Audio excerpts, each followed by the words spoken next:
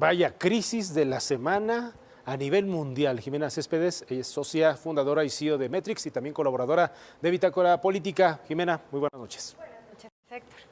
Justo ayer le dije a mi hija, que le encanta participar en los modelos de debate de las Naciones Unidas, que el caso de Venezuela sí era un tema real y actual para usar en esas sesiones. Precisamente porque no siempre puedes caer bien parado cuando tomas una decisión, más frente a un régimen extranjero, y es precisamente lo que está viviendo México en este momento. Vamos a tratar de resumir la historia. El 10 de enero, Nicolás Maduro tomó posesión para un segundo mandato presidencial por 6 años. Pero la Asamblea Nacional de Venezuela, que desde 2015 es controlada por la oposición al régimen de Maduro, anunció que asumía competencias del Ejecutivo. Y Juan Guaidó, presidente de la Asamblea, señaló a Maduro como usurpador y se declaró presidente interino, apegándose a la Constitución de ese país. Y convocó una marcha el 23 de enero pasado por ser una fecha de valor simbólico en Venezuela. Desde ese mismo día fue reconocido en Twitter por Luis Almagro, el secretario general de la OEA. El 23 de enero,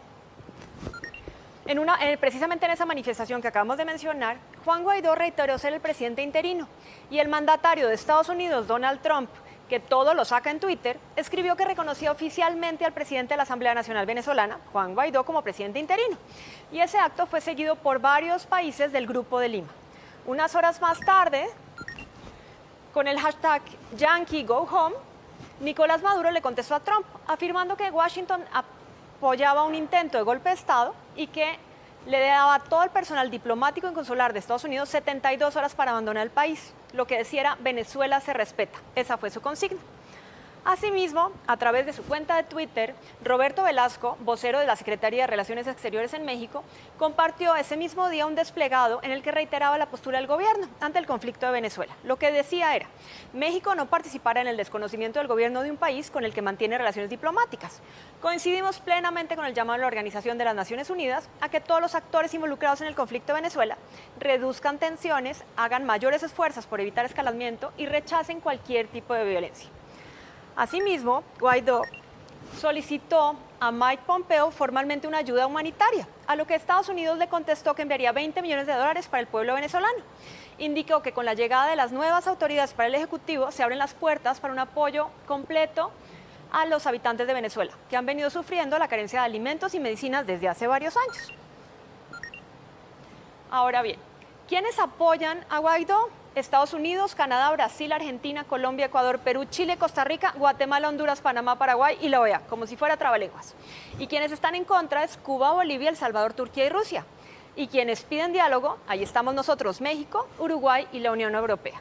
Tenemos que sacar nuestras propias conclusiones. Aunque los usuarios en México no han estado tan activos con este tema como en otras ocasiones, llevamos más de 15 tendencias en este tema y tal parece que las redes sociales no están muy convencidas sobre la postura del gobierno. El 42% de la opinión pública considera que AMLO está cometiendo un error al reconocer que Maduro es el presidente de Venezuela y arremeten por denominarlo como un mandatario populista, y los que aprueban la postura del gobierno en contra dicen que simplemente es una respuesta diplomática a lo que está haciendo Andrés Manuel. Entonces, ¿qué pasa? Por lo visto, ya todo pasa en Twitter. Comunicado que se respete si no se publica en la red social por el mandatario o el secretario correspondiente no existe. Lo vimos en esta crisis. Ahora bien, el presidente de México es consciente por su propia postura, es consistente en su propia postura. Pero algunos expertos en la materia sostienen que asumen interpretación equivocada de la doctrina Estrada, fuera de época y sin contexto. El problema adicional con esa postura es que el presidente se queda solo en el contexto internacional y se identifica con los que hicieron lo que él promete no hacer, que es permanecer en el poder, por lo que en términos generales su postura sigue reflejando un desprecio por las instituciones democráticas.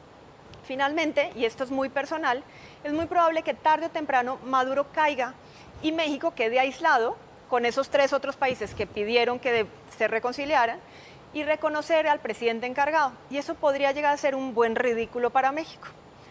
Como dice Dante Alighieri en la Divina Comedia, me encontré la frase ayer: los confines más oscuros del infierno están reservados para aquellos que eligen mantenerse neutrales en tiempo de crisis moral. ¿Será este el caso de México? Buena pregunta.